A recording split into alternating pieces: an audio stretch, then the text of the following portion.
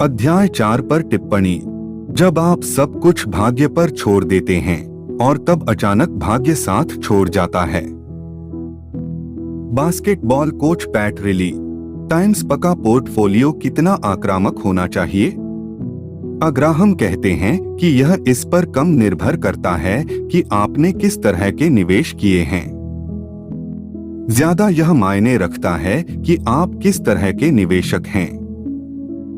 Intelligent investor बनने के दो तरीके हैं: शेयर, बॉन्ड्स या म्यूचुअल फंड्स के गतिशील मिश्रण की निरंतर शोध करके, उनका चयन करके और उन पर निगरानी रखकर, या एक स्थायी पोर्टफोलियो का निर्माण करके जो ऑटो पायलट हो और जिसके लिए प्रयास करने की आवश्यकता न हो लेकिन मामूली उत्साह जगाता हो।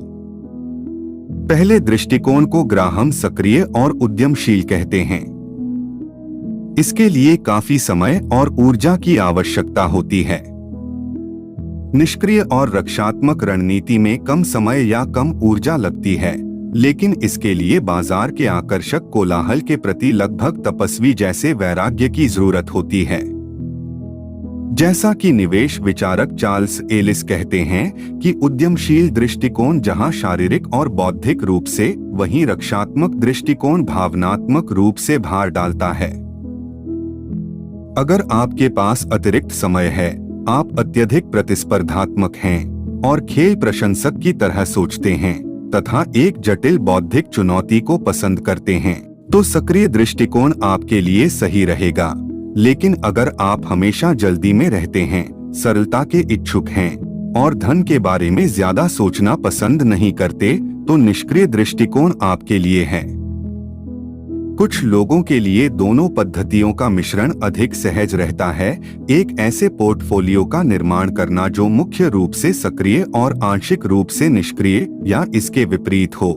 दोनों दृष्टिकोण समान रूप से बुद्धिमत्तापूर्ण हैं और इनमें से किसी को भी अपनाकर सफल हो सकते हैं, लेकिन केवल तभी जब आप अपने को इतनी अच्छी तरह समझते हो कि इनमें से सही को चुन सकें और अपने निवेश जीवन काल में इसी मार्ग से चिपके रहें और अपनी लागत व भावनाओं को नियंत्रण में रखें। सक्रिय और निष्क्रिय निवेशकों के बीच का ग्राहम का अंतर उनकी ओर से यह फिर से याद दिलाने के लिए है कि वित्तीय जोखिम केवल वही नहीं होता जहां हम सब उसे तलाशते हैं, अर्थव्यवस्था या अपने निवेश में, बल्कि हमारे भीतर भी होता है।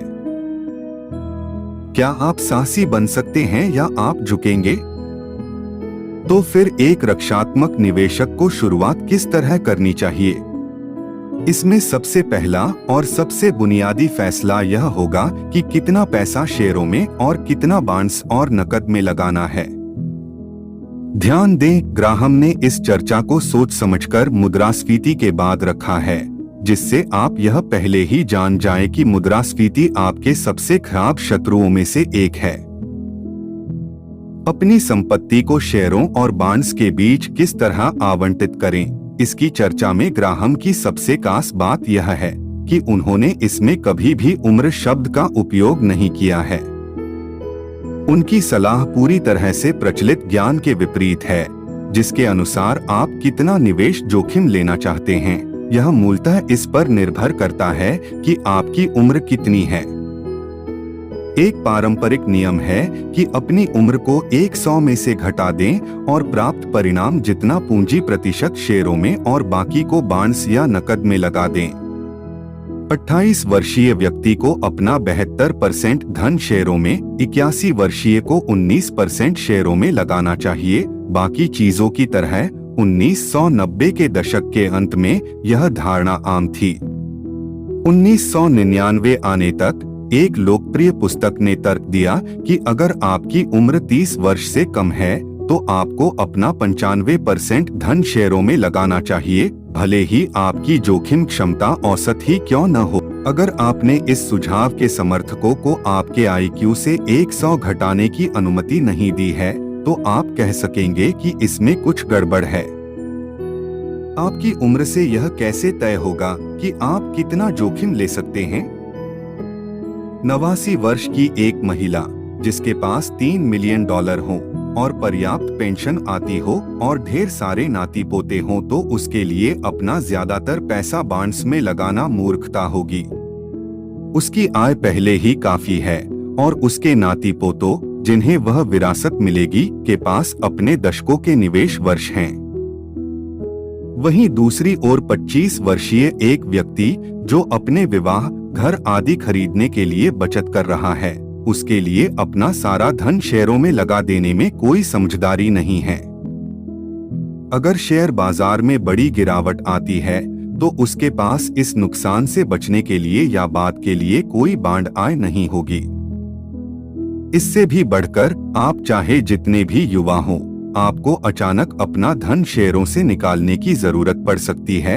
आज से 40 वर्ष बाद नहीं, बल्कि अभी 40 मिनटों में बिना किसी चेतावनी के आपकी नौकरी जा सकती है, आपका तलाक हो सकता है, आप विकलांग हो सकते हैं या अचानक कुछ भी हो सकता है। किसी के साथ किसी भी उम्र में कुछ भी अप्रत्याशित हो सकता है। हर किसी को थोड़ा नकद जोखिम विहीन स्थिति में रखना चाहिए। अंत में बहुत से लोग इसलिए निवेश करना बंद कर देते हैं क्योंकि शेयर बाजार नीचे चला जाता है। मनोवैज्ञानिकों ने दर्शाया है कि हम में से ज्यादातर लोग भविष्य में कुछ भावनात्मक घटने पर हम कैसा महसूस करेंगे, इसके पूर्वानुमान के काम में काफी बुरे होते हैं। जब शेयर 15% से 20% प्रतिवर्ष ऊपर जा रहे हों, जैसा कि ये 1980 और 1990 के दशक में जा रहे थे, तब यह कल्पना करना आसान है कि आप उन शेयरों को जीवन भर अपने पास रखेंगे। लेकिन जब आपको अपने धन का हर एक हिस्सा डूबता दिख रहा हो, तो बॉन्ड्स या नकद की सुरक्षा में जाने की इच्छा को रोकना नामुमकिन होगा। बहुत से लोग शेयरों को खरीदने और इन्हें अपने पास रखने की जगह इन्हें ऊंबे भाव पर खरीदते हैं और कम पर बेच देते हैं, और इस तरह उसके पास रखने को परेशानियों के अलावा और कुछ नहीं रह जाता, क्योंकि ऐसा साहस बहुत कम निवेशकों में होता है कि वे गिरते बाजार में भी अपने शेयरों को अपने पास ही रख सकें। ग्राहम जोर देकर कहते हैं कि हर किसी को न्यूनतम 25% बाइस में लगाना चाहिए। वे तर्क देते हैं कि इस सहारे से आपको वह साहस मिलेगा जिससे आप अपने शेष धन का यूरो में उस वक्त भी निवेश कर सकते हैं जब वे खराब अवस्था में हों। आप कितना जोखिम ले सकते हैं, इसे ज्यादा बेहतर ढंग से जानने के लिए अपनी जीवन के बुनियादी हालात पर विचार करें। वे कब होते हैं, कब बदलते हैं, और ये आपकी नकद आवश्यकता को कैसे प्रभावित करते हैं। टाइम्स, आप विवाहित हैं या अविवाहित? आपका साथी या जीवन साथी क्या करते हैं? क्या आपके बच्चे हैं या होने वाले हैं? उनकी पढ़ाई कब से शुरू होगी? क्या आपको विरासत में धन मिलेगा या अपने बढ़ती उम्र के बीमार माता पिता आप पर आश्रित है? आपका करियर किन चीजों से प्रभावित हो सकता है? अगर आप बैंक में गृह निर्माण के क्षेत्र में काम करते हैं तो ब्याज दरें बढ़ने पर आपकी नौकरी जा सकती है। अगर आप रसायन निर्माता के यहाँ काम करते हैं तो बढ़ती तेल कीमतें आपके लिए बुरी खबर बन सकती हैं। अगर आपका स्वरोजगार, तो आप जो काम कर रहे हैं वैसे काम कब तक बचे रह सकते हैं? क्या आपको अपनी नकद आय के पूरक के तौर पर निवेश की आवश्यकता है, जो आमतौर पर बॉन्ड्स में होता है, शेयरों में नहीं? टाइम्स, अपने वेतन और खर्च आवश्यकताओं को ध्यान में रखते हुए आप निवेश में कितनी धनहानि सह सकते हैं? अगर इन कारकों को ध्यान में रखते हुए आपको लगता है कि आप ज्यादा शेयरों के उच्च जोखिम को ले सकते हैं, तो आप ग्राहम के उस वर्ग में हैं जो न्यूनतम 25% बॉन्ड्स या नकद में रखते हैं। अगर नहीं, तो शेयरों से जितना हो सके दूर रहें और ग्राहम के बॉन्ड्स या नकद में अधिकतम 75% वाले वर्ग की ओर बढ़े। क्या आप 100% तक जा सकते हैं? इसे जानने के लिए साइड बार को देखें। जब आप इन लक्ष्यों का प्रतिशत तय कर लें, तब इनमें केवल तभी बदलाव करें जब आपके जीवन में बदलाव आए। ज्यादा शेयर केवल इसलिए मत खरीदिए क्योंकि शेयर बाजार ऊपर जा रहा है, और इन्हें इसलिए नहीं बेचिए कि यह नीचे जा रहा है। ग्राहम की पद्धति की बुनियादी बात अनुमानित कार्य को अनुशासन में बदलना है। सौभाग्य से अपने 401 के माध्यम से आपके लिए अपने पोर्टफोलियो को स्थायी रूप से स्वचालित करना आसान होगा। मान लीजिए आप ज्यादा जोखिम को लेकर सहज है, शेयरों में 70% और बॉन्ड्स में 30% का जोखिम आसानी से ले सकते हैं।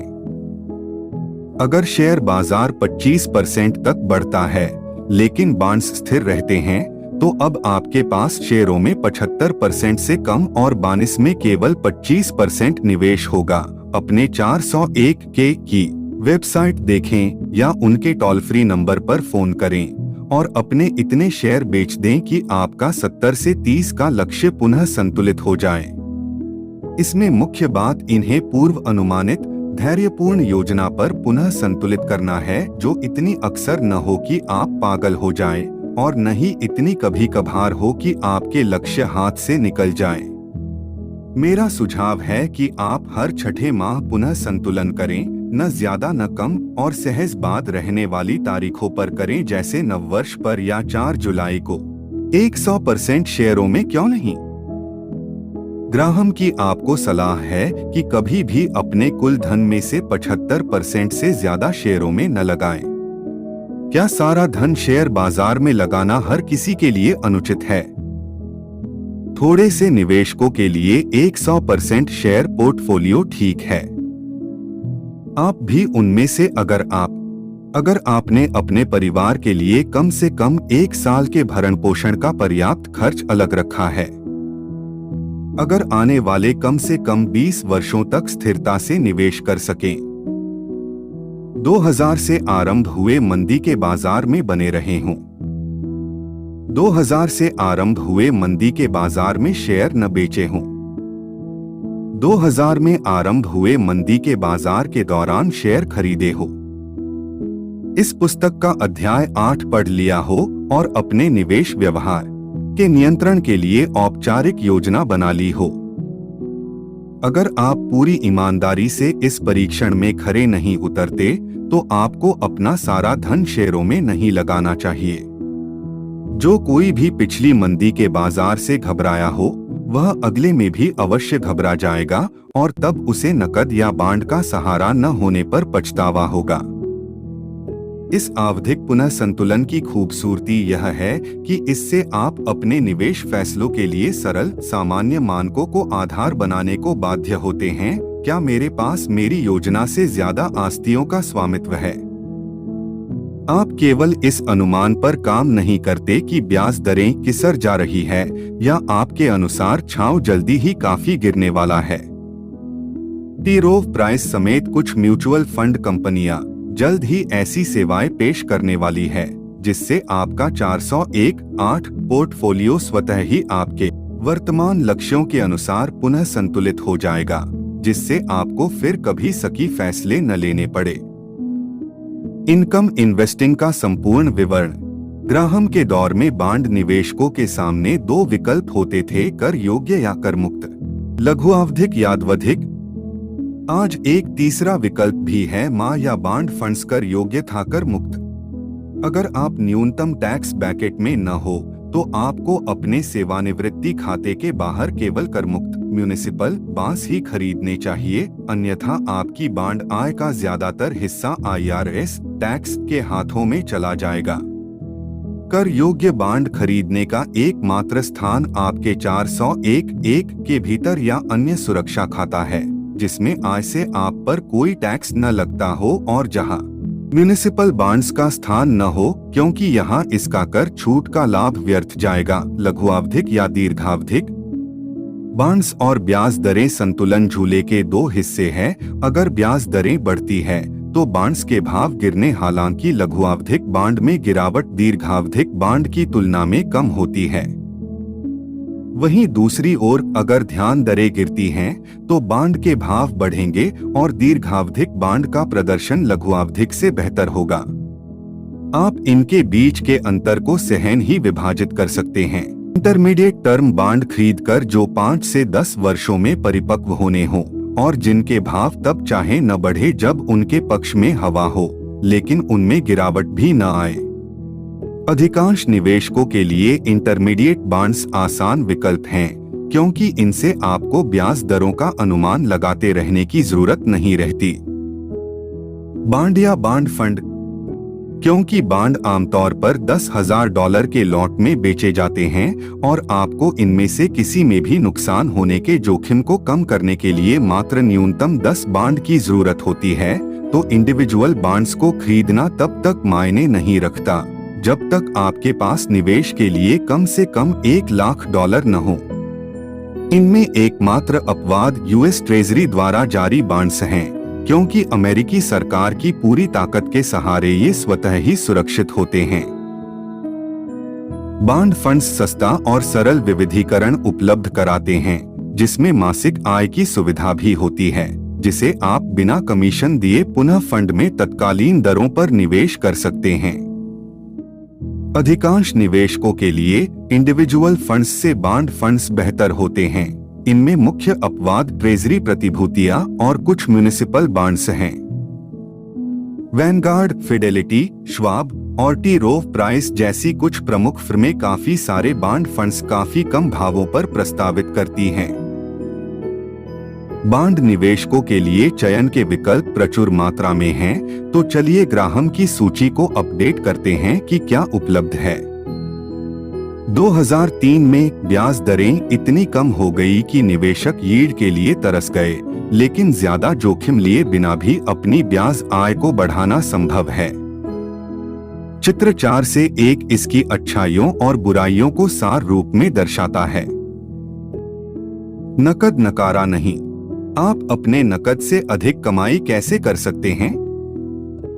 इंटेलिजेंट इन्वेस्टर को उन बैंक डिपॉजिट सर्टिफिकेट या मनी मार्केट खाते से बाहर निकलने पर विचार करना चाहिए जिनमें बीते समय के बहुत कम रिटर्न मिला हो और वह इन नकद विकल्पों में निवेश करे।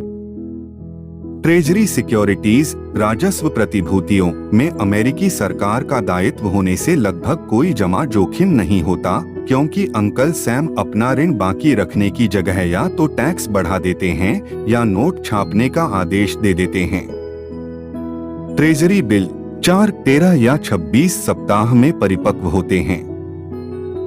अपनी इतनी कम अवधि की परिपक्वता के कारण टी बिल में तब शायद ही कोई क्षरण होता है, जब अन्य निवेश आय में भाव बढ़ती ब्याज दरों के कारण गिरने लगते हैं। ट्रेजरी ऋण जितना दीर्घावधिक होगा, ब्याज दरें बढ़ने का उतना ही गंभीर प्रभाव पड़ेगा। ट्रेजरी प्रतिभूतियों की ब्याज आय आमतौर पर राज्य आयकर, लेकिन संघीय कर से नहीं, से मुक्त होती है। और जनता के $3.7 ट्रिलियन के कारण ट्रेजरी ऋण का बाजार बहुत बड़ा है। इसलिए अगर आपको परिपक्वता से पूर्व ही अपना धन वापस चाहिए, तो खरीदार आसानी से मिल जाएगा। आप ट्रेजरी बिल को शॉर्ट टर्म नोट्स व दीर्घावधिक बॉन्ड्स के तौर पर सरकार से www.publicity.tres.gov पर सीधे खरीद सकते हैं, जिस पर कोई ब्रोकरेज फीस नहीं लगती। मुद्रास्फीति सुरक्षित टिप्स पर और अधिक जानकारी के लिए अध्याय 2 की टिप्पणी देखें। सेविंग्स बॉन्ड्स ये ट्रेजरी की भांति विक्रय नहीं होते। आप इन्हें दूसरे निवेशक को नहीं बेच सकते, और अगर आप इन्हें 5 वर्ष से पहले भुनाते हैं तो आपको 3 माह का ब्याज भी छोड़ना होगा। इस तरह ये मुख्य रूप से अलग रखे धन के तौर पर उपयुक्त होते हैं, जिसे भविष्य की आवश्यकताओं पर खर्च किया जा सकता है, किसी ऐसे धार्मिक समारोह में उपहार देना जो कई वर्षों बाद हो, या अपने नए जन्मे शिशु की हार्वर्ड की पढ़ाई हो। ये $25 जितने कम मूल्य में भी आते हैं, जिससे ये नाती पोतों के लिए शानदार उपहार होते हैं। वे निवेशक जो पूरे यकीन के साथ कुछ नकद आने वाले कई वर्षों के लिए अलग रख सकते हैं, उनके लिए मुद्रास्फीति सुरक्षित आई बॉन्ड्स ने हाल ही में तकरीबन 4% की आकर्षक यील्ड प्रस्तावित की है। अधिक जानने के लिए www.savingsbonds.gov देखें। अंकल सैम से आगे। मॉर्गेज सिक्योरिटीज बंधक आतिभूतियां अमेरिका में हजारों की संख्या में हैं। इनके पूल से इन बॉन्ड्स को फेडरल नेशनल मॉर्गेज एसोसिएशन फेनी में या गवर्नमेंट नेशनल मॉर्गेज एसोसिएशन गिनी में जैसी एजेंसियां जारी करती हैं। हालांकि इन्हें यूएस ट्रेजरी का समर्थन नहीं होता, तो अपने अत्यधिक जोखिम को प्रतिबिंबित करने के लिए इन्हें उच्च यील्ड पर बेचा जाता है। मॉर्गेज बॉन्ड्स का प्रदर्शन आमतौर पर उस वक्त अच्छा नहीं होता जब ब्याज दरें गिर रही हों, और इनमें उस वक्त उछाल आता है जब ये बढ़ती हैं। दीर्घावधि में बढ़त का यह रुख अधिक हो जाता है, उच्चतर औसत यील्ड मिलता है। अच्छे mortgage bond funds Vanguard, Fidelity और पिमको के पास उपलब्ध हैं, लेकिन अगर कोई ब्रोकर आपको इंडिविजुअल मॉर्गेज बॉन्ड या सीएमओ बेचने का प्रयास करे तो उससे यह कर कन्नी काट लें कि आपको अपने डॉक्टर से मिलना है। एन्युटी वार्षिकी इस बीमा जैसे निवेश से आप वर्तमान टैक्स का स्थगन करके सेवानिवृत्ति के बाद बड़ी आय हासिल कर सकते हैं। फिक्स्ड एन्युटी में तय रिटर्न दर 4, 13 या 26 सप्ताह में परिपक्व होते हैं। अपनी इतनी कम अवधि की परिपक्वता के कारण टी-बिल में तब शायद ही कोई क्षरण होता है जब अन्य निवेश आय में भाव बढ़ती ब्याज दरों के कारण गिरने लगते हैं। ट्रेजरी ऋण जितना दीर्घावधिक होगा, ब्याज दरें बढ़ने का उतना ही गंभीर प्रभाव पड़ेगा। ट्रेजरी प्रतिभूतियों की ब्याज आय आमतौर पर राज्य आयकर, लेकिन संघीय कर से नहीं से मुक्त होती है, और जनता के 3.7 ट्रिलियन डॉलर के कारण ट्रेजरी ऋण का बाजार बहुत बड़ा है। इसलिए अगर आपको परिपक्वता से पूर्व ही अपना धन वापस चाहिए तो खरीदार आसानी से मिल जाएगा। आप ट्रेजरी बिल को शॉर्ट टर्म नोट्स व दीर्घावधिक बॉन्ड्स के तौर पर सरकार से www.publicity.tres.gov पर सीधे खरीद सकते हैं, जिस पर कोई ब्रोकरेज फीस नहीं लगती। मुद्रास्फीति सुरक्षित टिप्स पर और अधिक जानकारी के लिए अध्याय 2 की टिप्पणी देखें। सेविंग्स बॉन्ड्स ये ट्रेजरी की भांति विक्रय नहीं होते। आप इन्हें दूसरे निवेशक को नहीं बेच सकते, और अगर आप इन्हें 5 वर्ष से पहले भुनाते हैं तो आपको 3 माह का ब्याज भी छोड़ना होगा। इस तरह ये मुख्य रूप से अलग रखे धन के तौर पर उपयुक्त होते हैं, जिसे भविष्य की आवश्यकताओं पर खर्च किया जा सकता है, किसी ऐसे धार्मिक समारोह में उपहार देना जो कई वर्षों बाद हो, या अपने नए जन्मे शिशु की हार्वर्ड की पढ़ाई हो। ये $25 जितने कम मूल्य में भी आते हैं, जिससे ये नाती पोतों के लिए शानदार उपहार होते हैं। वे निवेशक जो पूरे यकीन के साथ कुछ नकद आने वाले कई वर्षों के लिए अलग रख सकते हैं, उनके लिए मुद्रास्फीति सुरक्षित आई बॉन्ड्स ने हाल ही में तकरीबन 4% की आकर्षक यील्ड प्रस्तावित की है। अधिक जानने के लिए www.savingsbonds.gov देखें। अंकल सैम से आगे। मॉर्गेज सिक्योरिटीज बंधक आतिभूतियां अमेरिका में हजारों की संख्या में हैं। इनके पूल से इन बॉन्ड्स को फेडरल नेशनल मॉर्गेज एसोसिएशन फेनी में या गवर्नमेंट नेशनल मॉर्गेज एसोसिएशन गिनी में जैसी एजेंसियां जारी करती हैं। हालांकि इन्हें यूएस ट्रेजरी का समर्थन नहीं होता, तो अपने अत्यधिक जोखिम को प्रतिबिंबित करने के लिए इन्हें उच्च यील्ड पर बेचा जाता है। मॉर्गेज बॉन्ड्स का प्रदर्शन आमतौर पर उस वक्त अच्छा नहीं होता जब ब्याज दरें गिर रही हों, और इनमें उस वक्त उछाल आता है जब ये बढ़ती हैं। दीर्घावधि में बढ़त का यह रुख अधिक हो जाता है, उच्चतर औसत यील्ड मिलता है।